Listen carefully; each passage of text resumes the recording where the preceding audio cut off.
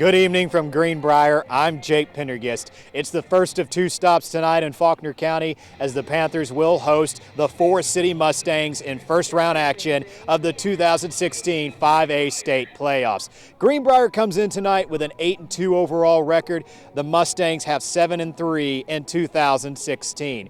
One interesting note about tonight's game, this will be the first time these two teams have ever faced each other on the gridiron. I can't think of a better stage to have that first game than right here in the postseason.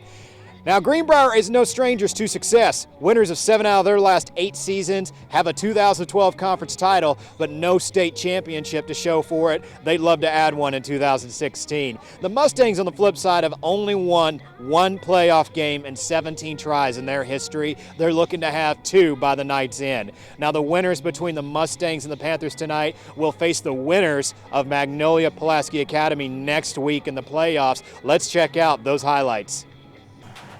Both teams would be hyped up for this one, jumping straight into action. First quarter, Kendriel Johnson takes the handoff up the middle, eluding defenders and eventually dancing his way up the sideline for the score.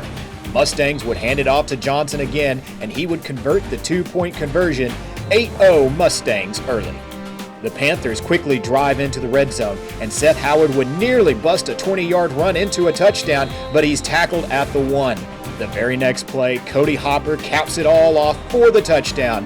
The extra point kick would make it 8-7 Forrest City, still in the first quarter.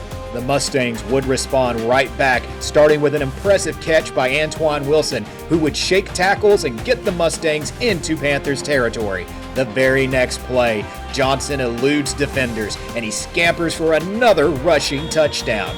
Another successful 2-point try pushes the lead to 16-7 Mustangs. Coach Tribble would try to pep his squad up, and at first it appears to work as Carter Burcham hits Logan Beard while scrambling, and Beard is able to break multiple tackles to get the Panthers to the Mustang 40-yard line.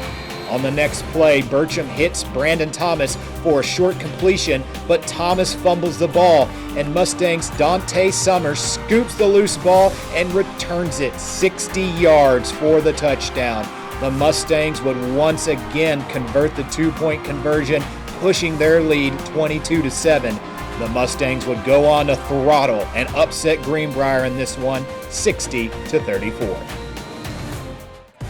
Making the drive down Highway 65, we pick things up late in the second quarter with Conway clinging to a 7-6 lead. Rogers quarterback Max Horton hands the ball off to Kev Bryan, but he loses his grip on the ball and the Wampus Cats defense recovers.